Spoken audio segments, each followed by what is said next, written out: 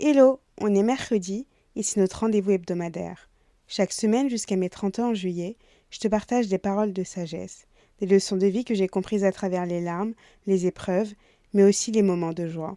Ce que Dieu m'a appris en presque 30 ans, je te le transmets pour que tu puisses, toi, gagner du temps sur ton propre chemin. Aujourd'hui, c'est parti pour une leçon qui va peut-être tout changer. Aujourd'hui, on va parler de santé mentale. Et plus précisément de pourquoi prendre soin de ta santé mentale ne doit pas être un luxe, mais une nécessité absolue. Vous savez, je l'ai appris à mes dépens. Je suis en train de me dire que j'aurais dû prendre soin de ma santé mentale et de tout ce qui va avec un peu plus tôt dans ma vie. Alors installe-toi confortablement, prends un café, un thé, un chocolat chaud, parce que cet épisode va te confronter à des vérités que je crois que tu évites depuis longtemps. J'aimerais commencer par te dire que la santé mentale, c'est comme un terrain miné. Vous voyez les terrains minés comme en guerre. Tu peux marcher et boum, tu tombes sur une bombe. C'est pareil avec la santé mentale. Et je pèse mes mots. Parce que tout commence par le mental. Absolument tout. Faut comprendre que tu es le fruit de milliers de pensées accumulées depuis ton enfance. De milliers de questionnements que tu as enfuis au lieu de résoudre. De milliers de douleurs cachées dans certaines parties de ton cerveau. Il faut voir une chose, ton cerveau ce n'est pas juste un organe, c'est un entrepôt géant où tu stockes les données de toute ta vie. Bah oui, les envies que tu as réprimées, les traumas que tu as minimisés, les mots qui t'ont blessé, les silences qui t'ont détruite et les expériences que tu as entre guillemets oubliées. Ton cerveau, lui, n'a rien oublié. Et je vais encore aller un peu plus loin. Écoute ces chiffres. Ton cerveau contient environ 86 milliards de neurones. Il stocke l'équivalent de 2,5 millions de gigaoctets d'informations. T'imagines, chaque souvenir, chaque douleur, chaque trauma crée des connexions neuronales permanentes. Et ces connexions, elles restent actives même quand tu crois les avoir oubliées. Et pour finir, chaque jour, tu traites environ 70 000 pensées. Oui, 70 000. Et 95% de tes décisions sont prises par ton subconscient, influencées par toutes ces données enfuies. Tu comprends maintenant pourquoi je te dis que c'est important de prendre soin de ta santé mentale. Alors, quid de toutes ces accumulations, de ces données empilées, de ces douleurs stockées, de ces questions sans réponse qui tournent en boucle, de ces envies refoulées, de tout ce poids invisible que tu portes? C'est ça le terrain miné. Les données empilées, les douleurs stockées, les réponses qui tournent en boucle. C'est ça le terrain miné. Parce que tu marches dans ta vie sans savoir sur quelle mine tu vas tomber. Si on reste sur l'image du terrain miné, c'est comme si chaque petite bombe qu'il y avait sur ce terrain était prête à exploser n'importe quand, tant que tu ne les as pas traitées. T'imagines un mot, une situation, une odeur, un son ou un regard, et boum, une douleur enfuie depuis plus de 15 ans t'explose en plein visage. Et ça, c'est un trauma caché qui d'un coup, d'un seul, ressurgit sans prévenir. Et moi, pendant toute ma vingtaine, j'ai vécu des choses comme ça. Et donc, le trauma ressort et tu te poses 1001 questions. Tout ce que tu avais caché au fond de toi ressort tout d'un coup. Et je comprends une chose, tu peux enfuir tes souvenirs, mais tu ne peux pas les effacer sans les traiter. Et tu sais quoi? La bonne nouvelle, c'est que Dieu le sait.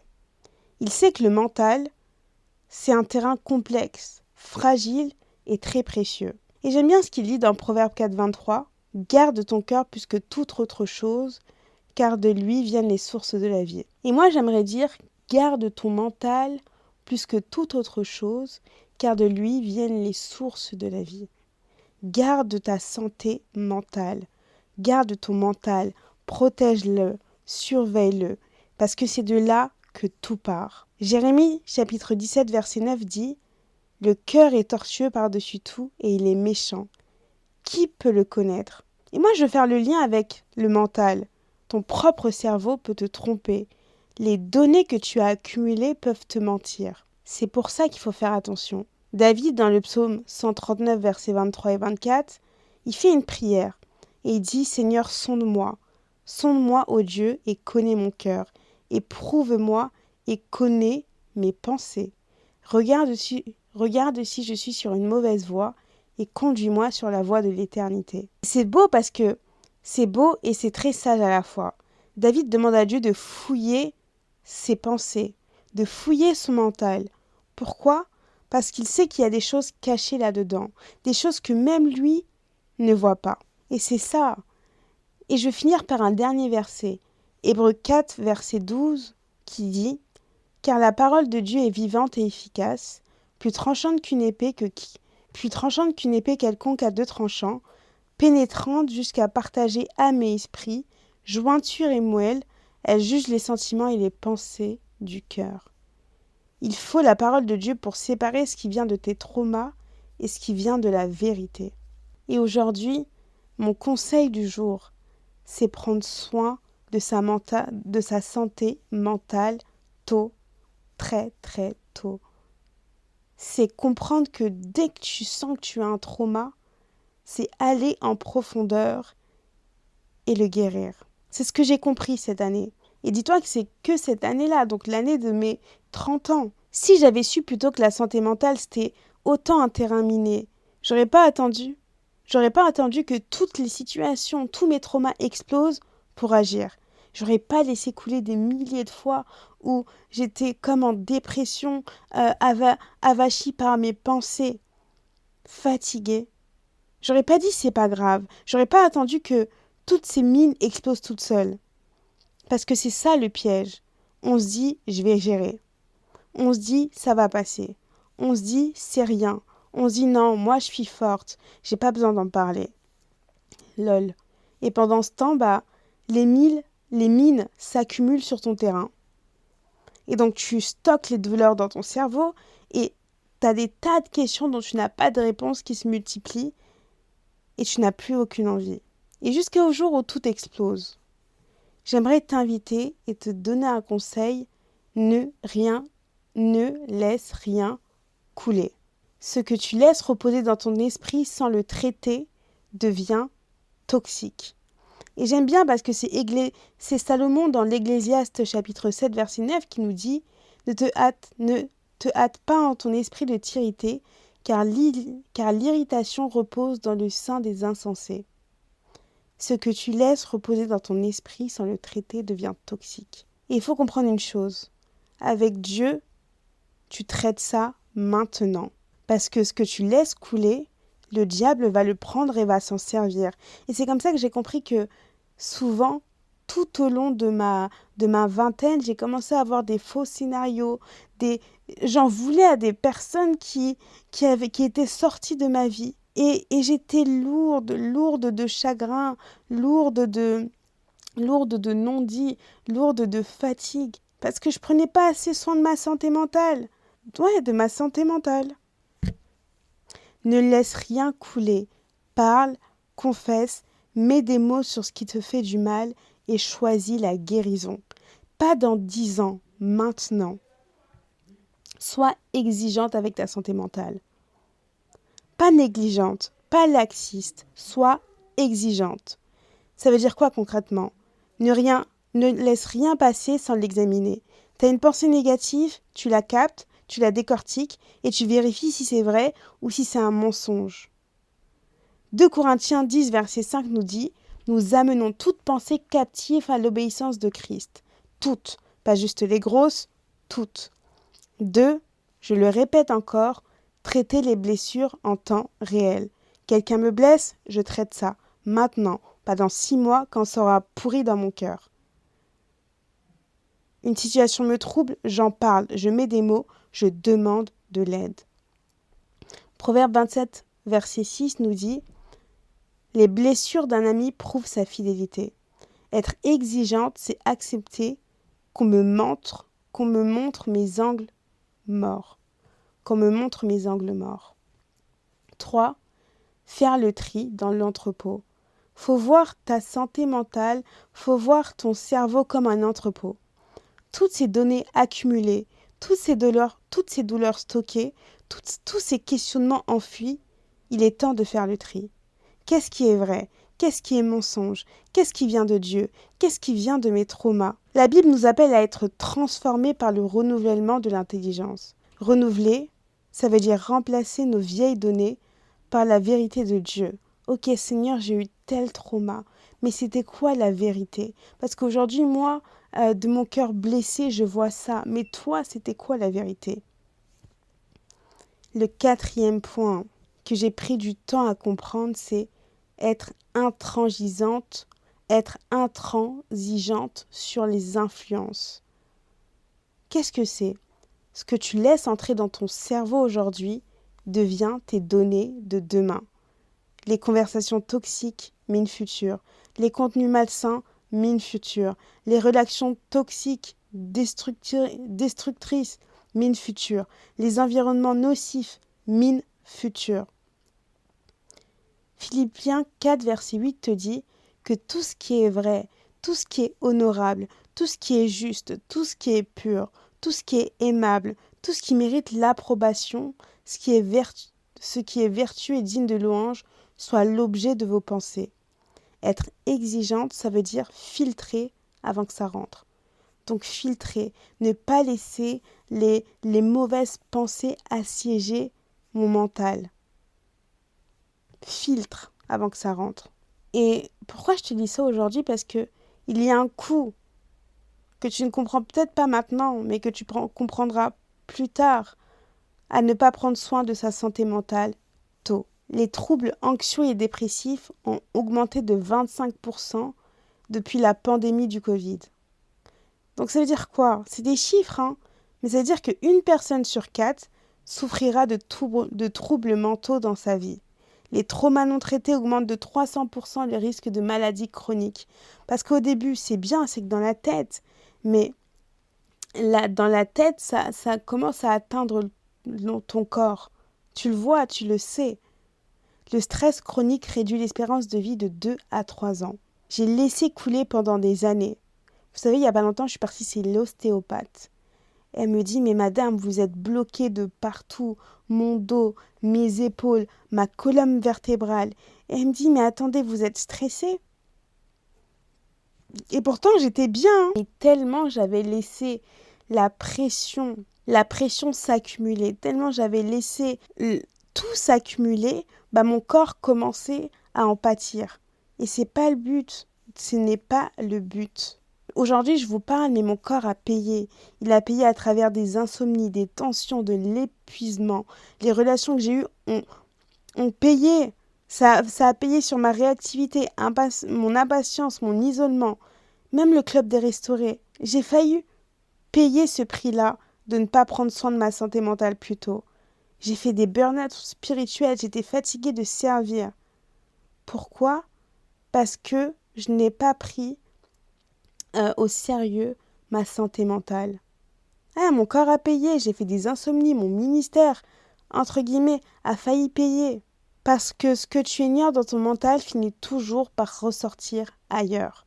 Je te répète, ce que tu ignores dans ton mental finit toujours par ressortir ailleurs. Luc 8, verset 17 te dit « Car il n'est rien de caché qui ne doive être découvert, rien de secret qui ne doive être connu et mis au jour. » Il y a des mines qu'on a enterrées et tu dis non, ça fait des années. Crois-moi, un jour, elles finiront toujours par exploser. Et en plus, elles finiront toujours par exploser, mais tant que tu ne guéris pas, tant qu'on ne prend pas soin de notre santé mentale, je vais t'expliquer un peu la stratégie du diable. Beaucoup de gens peut-être évitent de vous le dire, mais moi je vais vous le dire. La vérité, c'est que le diable, avant d'attaquer le physique, il creuse dans ton mental. Il commence par te détruire, il commence par détruire ton mental. Pas ton physique. Il commence par planter des pensées, il va installer des questionnements, il va nourrir des doutes, il va aller mettre le doigt dans des douleurs non traitées et il va continuer à accumuler des données toxiques dans ton cerveau. Et après, quand ton mental il est suffisamment affaibli, bim, il attaque ton physique. Et c'est vrai, c'est biblique. Genèse 3, verset 1, le serpent était le plus rusé de tous les animaux des champs. Il dit à la femme, Dieu a-t-il réellement dit? Et donc la première attaque du diable dans l'histoire de l'humanité, c'est à travers une pensée. T'imagines? Une pensée, un questionnement. Ah mais Dieu a-t-il vraiment dit que... Dieu a-t-il vraiment dit que... J'en ai un autre, Jean 8, verset 44. Il a été meurtrier dès le commencement, et il ne se tient pas dans la vérité, parce qu'il n'y a pas de vérité en lui. Lorsqu'il profère le mensonge, il part de son propre fond, car il est menteur et le père du mensonge. Le diable est un menteur, donc ça tu le sais, et son arme principale, c'est les mensonges qu'il plante dans ton mental. Ouais, les mensonges qu'il plante comme des petites graines dans ton mental. C'est ça. 2 Corinthiens 11, verset 3. Toutefois, de même que le serpent séduisit Ève par sa ruse, je crains que vos pensées ne se corrompent. Et Paul, il nous l'explique bien, il dit que le danger, c'est la corruption des pensées. Tu comprends que c'est pas d'abord physique, c'est d'abord les pensées, c'est d'abord le mental, c'est d'abord dans ton cerveau que tout se joue. Et la bonne nouvelle, c'est que le combat, il est spirituel, il se joue dans la visible, dans ton mental. Mais la bonne nouvelle, Éphésiens 6, verset 12 te dit « Car nous n'avons pas à lutter contre la chair et le sang, mais contre les dominations, contre les autorités, contre le prince de ce monde de ténèbres, contre les esprits méchants dans les lieux célestes. » Mais c'est pas une bonne nouvelle, mais une chose est sûre, c'est qu'on a la victoire avec Jésus-Christ. Le diable, il est là, il rôde, il cherche, il observe. Il se dit non, ok, elle n'avait pas traité ça, je me souviens. Je vais l'attraper là. Et il attend vraiment le moment où ton mental est vulnérable pour t'abattre. Son rôle, c'est de te tuer. On va parler un peu de sa stratégie. Étape 1, il va planter une pensée. Donc ça commence toujours par une petite pensée innocente. Vas-y, personne ne te comprend. Toi, c'est sûr, Dieu t'a abandonné. Tu vas jamais t'en sortir. Tu mérites pas d'être heureuse. Tu vaux rien. Il vole d'abord ta paix mentale. Ensuite, il va arroser cette petite pensée-là qu'il t'a envoyée. Si tu laisses couler, si tu ne traites pas cette pensée immédiatement, il va l'arroser. Bah ouais, tu mérites pas d'être heureuse. Regarde-toi. Il la nourrit. Il te la répète plusieurs fois. 1 fois, 10 fois, 100 fois, 1000 fois. Et imagine dans 75 000 pensées dans la journée, lui, le diable, il ne s'arrête jamais, il ne dort pas. Il est capable de te la répéter 30 000 fois. Et jusqu'à ce que cette pensée, elle finisse par devenir une croyance ancrée dans ton cerveau. Et donc, cette croyance, elle va devenir une forteresse mentale. Une forteresse mentale. Et c'est quoi une forteresse ? C'est des structures c'est des structures mentales solidement installées. Et donc le diable, il va construire cette forteresse-là. Et donc une fois qu'il te fait cette forteresse mentale, elle va commencer à influencer tes décisions. Donc une fois que la forteresse est installée, tu commences à prendre des décisions basées sur des mensonges. Tu commences à prendre des décisions basées sur des mensonges. Donc tu vas t'auto-saboter. Et moi je vous parle, c'est mon histoire. J'ai fait ça pendant plus de 20 ans. C'est mon histoire. Donc je prenais des décisions basées sur des mensonges. Donc je me sabote, je m'isole, je refuse de l'aide, je repousse l'amour qu'on essaye de me donner, j'abandonne des projets et je m'auto-détruis. Pourquoi ? Parce que tes pensées corrompues créent une vie corrompue. Proverbe 23, verset 7 dit « Car il est comme les pensées de son âme. » Mais qu'est-ce que tu penses ? Qu'est-ce qui est dans ton cerveau ? Qu'est-ce qui est dans ton mental ? Et la dernière étape pour t'abattre, c'est que dès qu'il a fini de toucher le mental, il se dit non, ok, c'est bien. Il t'abat physiquement. Et c'est là, à ce moment-là, que ton corps te lâche. C'est là, à ce moment-là, que des personnes commencent à avoir des maladies. Oh, je sens mes épaules qui sont lourdes. Épuisement, maladie, insomnie, douleurs chroniques, effondrement. Mais c'est que le résultat d'un long travail qu'il a fait depuis des années. Il avait déjà gagné dans ton mental. Proverbe 17, verset 22 nous dit bien « Un cœur joyeux est un beau remède, mais un esprit abattu dessèche les eaux. » Je répète, un esprit abattu dessèche les eaux. Le mental détruit le physique. Un esprit abattu dessèche les eaux. Et j'aimerais un peu te parler de mon témoignage. Pendant des années, j'ai vraiment mis ma santé mentale de côté. Je me suis dit non, tu peux pas être dépressive. Ça, toi, t'es africaine. Tu peux pas être dépressive. Tu peux pas aller chez la psy. J'étais trop christiano-chrétienne. Dieu va t'aider. Euh, tant qu'il y a de la vie, il y a de l'espoir. Entre guillemets, c'était vraiment ça mon go-to. Tant qu'il y a de la vie, il y a de l'espoir. Alors au fond de moi, je souffrais. Mais vu que j'étais en bonne santé, je me suis dit non, ça va passer, ça va passer, ça va passer, ça va passer. Et ce n'est jamais passé. Ce qui veut dire que je me suis retrouvée à 28 ans, 29 ans, avec un bagage mental, si je pouvais lui donner un âge, 90 ans. J'avais des pensées qui voulaient me tuer. Non mais littéralement, des pensées qui voulaient me tuer. J'en voulais encore à des personnes pour des soucis qui dataient de millions d'années. Je n'étais pas libre. Et puis j'ai pris cette décision de commencer à prendre soin de ma santé mentale. Parce que j'ai compris que à chaque fois que je n'allais pas bien, ça commençait souvent par le mental, ça commençait par des pensées intrusives. Et finalement, ça touchait même mon travail, ça touchait même ma création de contenu, tout ce que je voulais faire pour le Seigneur. Et j'ai compris qu'il y avait des soucis, que moi, j'étais vraiment sur un terrain miné et que dès que j'arrivais devant certaines situations, mes traumas se réveillaient. J'avais des pensées de dévalorisation qui étaient ancrées, des questionnements sur ma valeur qui étaient installés, des douleurs émotionnelles accumulées, des traumas enfouis mais qui étaient toujours actifs. Et finalement, j'ai fini par exploser physiquement. Et j'ai fini par tomber malade. Et c'est là que je me suis dit non, c'est pas possible. Ce n'est pas possible. Et j'ai compris que le diable, il avait fait un travail dingue pendant toutes ces années. Et puis cette année, je me suis dit non, je vais avoir 30 ans, il serait temps de régler mes traumas. Parce que demain, si je suis mère, et même, je veux arrêter de fonctionner selon mes traumas. J'ai compris que j'avais la blessure de l'abandon. J'ai compris que j'avais peur. Je disais que je voulais être aimée, mais j'avais peur de l'amour parce que j'ai connu la blessure de l'abandon. Enfin, j'ai commencé à regarder toute l'histoire de ma vie et à faire plein de petits liens. Et c'est là que je me suis dit non, je veux guérir. Et j'ai compris que je devais guérir mentalement avec l'aide du Saint-Esprit. C'est pour ça que je dis, prends soin de ta santé mentale tôt, très très tôt. Ne laisse rien couler, sois exigeante. Et quand tu te rends compte de ça, tu te dis non, je m'aime. Quand j'ai décidé de prendre soin de ma santé mentale, j'ai compris que c'était un acte d'amour envers moi-même. J'ai compris que non, ok, je m'aime et ça va aller.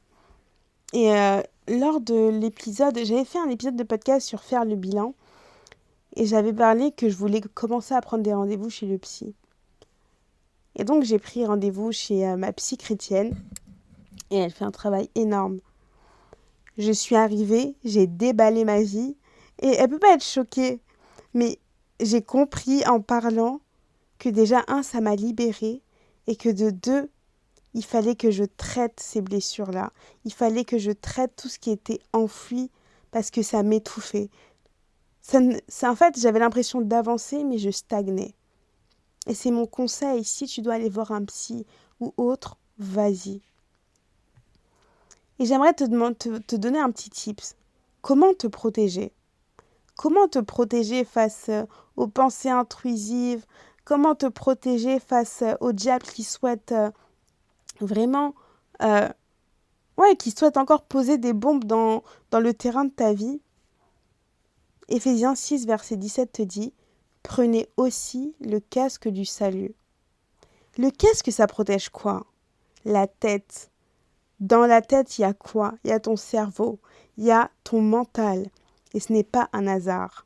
Protéger ta santé mentale, c'est mettre le casque du salut tous les jours. C'est-à-dire que tu marches avec aucune seconde ne passe sans que tu aies le casque du salut sur ta tête.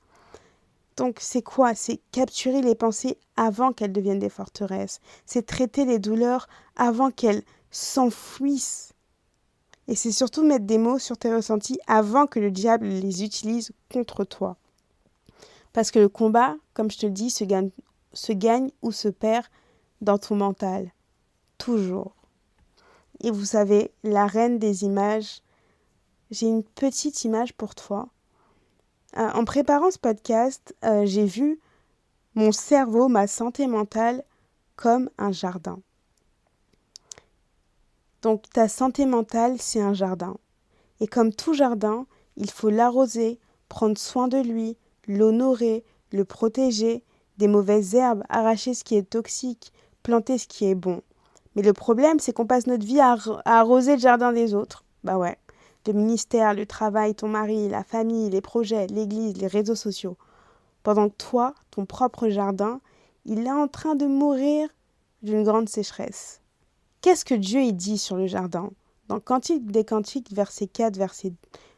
chapitre 4, verset 12, « Tu es un jardin fermé, ma sœur, ma fiancée une source, une fontaine scellée. » Dieu, il appelle ton être intérieur un jardin. Et il dit qu'il doit être protégé, fermé aux influences toxiques. Tu es un jardin fermé, ma sœur, ma fiancée, une source fermée, une fontaine scellée. Ésaïe 58, verset 11. L'Éternel sera toujours ton guide, il rassasiera ton âme dans les lieux arides, et il redonnera de la vigueur à tes membres, et tu seras comme un jardin arrosé, comme une source dont les eaux ne tarissent pas. Ce que j'aime bien avec Dieu, c'est qu'il promet d'arroser ton jardin mental à une condition, si tu le laisses faire. Dieu, il est capable d'émonder, de couper, de retirer tout ce qui est mort dans ton jardin mental pour que tu puisses porter du fruit. Ce que tu plantes dans ton jardin mental, tu le récolteras toujours. Alors la question, c'est qu'est-ce que tu souhaites y planter? Arrose ton jardin. Arrose ton jardin. Arrose ton jardin mental. Et tu es en train de me dire, oui, mais Inès, ça veut dire quoi? Ça veut dire, arrose-le de vérité. Sanctifie-le par ta vérité, ta parole est la vérité. Dans Jean, chapitre 17, verset 17. Tous les jours, tu arroses ton mental avec la parole de Dieu. Avec la parole de Dieu, avec des paroles prophétiques, avec des paroles prophétiques, mais surtout avec des paroles positives. Tu lis ta Bible, tu l'arroses de la parole de Dieu, des paroles qui édifient et de contenus qui construisent. Tu arroses ton jardin, tu l'arroses de repos. Comprends une chose, ton jardin mental a besoin de repos. Tu as besoin de te reposer aussi mentalement. Donc, il ne faut pas tout le temps qu'il soit stimulé. Donc, n'oublie pas que le repos, c'est pas un luxe. Arrose ta santé mentale de repos. Arrose-le aussi de silence, parce que dans le bruit constant, ton jardin mental s'assèche. On a déjà énormément de pensées par jour. Si tu rajoutes X, Y de plein de choses, c'est sûr que tu vas finir par péter un câble. Arrose-le de silence, de temps de paix. Moi, si je peux vous donner une idée, j'ai comme créé un parking mental. J'ai énormément de pensées dans la journée, comme toi, comme moi. J'ai énormément d'informations qui me viennent d'un coup. Et j'ai commencé à les ranger dans un parking mental. Et encore mieux, j'ai commencé à les écrire. J'ai commencé à les écrire comme ça, je me vide le cerveau. C'est aussi l'arroser de gratitude. 1 Thessaloniciens 5, verset 18 te dit « Rendez grâce en toutes choses ». La gratitude transforme chimiquement ton cerveau. C'est pas que spirituel, mais c'est aussi scientifique. Rends grâce, rends grâce, rends grâce. Et ouais, prends soin de ton jardin mental. Prends soin de ton jardin, vois ton cerveau comme un jardin. Prends soin de lui, plus que l'arroser. Surveille ce qui pousse. Quelles pensées poussent dans mon jardin? Quelles émotions ont déjà pris racine? Quelles mines vont exploser? Arrache les mauvaises herbes rapidement. Émonde. Toutes les mauvaises herbes, tu les enlèves. Et arrache tôt avant que les racines s'enfoncent. Et honore ton jardin. Traite-le avec le respect qu'il mérite. Ton mental fait partie du temple aussi du Saint-Esprit. Honore ton jardin, ça veut dire refuser d'y laisser entrer n'importe quoi. Tu honores ton jardin en filtrant tes conversations que tu acceptes, ce que tu consommes, comme je l'ai dit. Investis aussi dedans. Investis du temps, de l'énergie, et si tu veux de l'argent. Faire une thérapie, c'est honorer son jardin. Lire un livre édifiant, c'est honorer son jardin. Prendre des temps de solitude, c'est honorer son jardin. Laisser Dieu sonder son cerveau, ses pensées, son mental, c'est honorer son jardin. Dire non à ce qui te vide, c'est honorer son jardin. Protège-le férocement. Combat pour ton jardin mental, comme si tu combattrais pour ta famille, pour ton mariage, pour ta maison, et reconnais sa valeur. Ton jardin mental, c'est pas une maison secondaire, hein. Il n'est pas en plus. Il n'est pas si j'ai le temps. Il est en toi et avec toi, il est central. Tout part du mental. Parce que c'est de lui que découle ta relation avec Dieu, tes relations humaines, ta santé physique, ton ministère, ta paix, ta joie et surtout ta capacité à porter du fruit. C'est pas facile, mais c'est aussi une preuve d'amour. Un moment, Dieu m'a dit, tu aimeras ton prochain comme toi-même. Mais pendant des années, j'ai lu ce verset en me concentrant sur aime ton prochain. Et finalement, Dieu m'a dit non. C'est les derniers mots, comme toi-même. Comment je peux aimer quelqu'un comme moi-même si moi je ne m'aime pas? Comment je peux donner aux autres ce que je me refuse à moi-même? Comment je peux arroser les jardins des autres tous les jours si mon propre jardin mental est mort? Aimer Dieu de toute ma pensée, de toute mon âme, mais comment je peux négliger ma santé mentale? Peut-être que moi, ça y est, c'est parce que j'ai commencé à aller chez la psy que ça m'a fait réaliser que je ne m'aimais pas et que j'avais aussi besoin de m'arrêter et de me poser des vraies questions. Mais fais ce pas-là, fais cette introspection-là. J'aimerais que tu mettes ta santé mentale en priorité. Pas après le travail, pas après les autres, mais en priorité. J'aimerais que tu puisses honorer ton jardin. Et si c'est vraiment pas facile, j'aimerais que, même si c'est facile, demande de l'aide. N'hésite pas. Prière, communauté, coaching, thérapie, tout ce dont tu as besoin pour que ton jardin mental fleurisse, n'hésite pas. C'est pas un manque de foi, c'est de la sagesse. Et tu me dis non Inès, c'est bien, je sais que c'est pas facile. Je sais que prendre soin de sa santé mentale, c'est vraiment devoir ouvrir des portes qu'on ne souhaite pas. Je sais que ça fait peur de regarder en face ce qui se cache dans son jardin. Je sais que c'est plus simple de continuer à faire semblant. Mais je te le dis en vérité, si moi, Inès, j'avais pris soin de ma santé mentale plus tôt, j'aurais évité tellement de souffrances dans ma vingtaine. Si j'avais stoppé l'hémorragie plus tôt, si j'avais été plus exigeante avec ma santé mentale, non, beaucoup de choses se seraient passées différemment. Mais aujourd'hui, j'ai appris et je me permets de partager avec toi pour que toi, tu puisses garder du temps. Ne fais pas comme moi. Ne laisse pas le diable creuser pendant des années avant de réagir. Commence aujourd'hui. Prends soin de ton jardin, arrose ton jardin, honore ton jardin. Parce que ta santé mentale, elle a un prix. Et ce prix, tu ne peux plus te permettre de le payer. Dieu restaure mon âme. Il restaure mon âme. C'est le psaume 23, verset 3 qui le dit. Et c'est ça, être dans la restauration. C'est ça, vouloir être une femme restaurée. C'est accepter que Dieu est capable de restaurer ma santé mentale. Et donc, pour qu'il te restaure, tu dois d'abord arrêter de te négliger. Prends soin de ton jardin, prenons soin de nos jardins dès maintenant. Je te dis merci d'avoir écouté cet épisode de podcast. Franchement, si cette nouvelle série hebdomadaire vous plaît, n'hésitez pas à lâcher des likes, à vous abonner, à partager parce que moi j'ai trop aimé faire cet épisode et j'ai tellement de choses à partager, j'ai une grande liste jusqu'à mes 30 ans. N'hésitez pas à me suivre. À bientôt. Bye.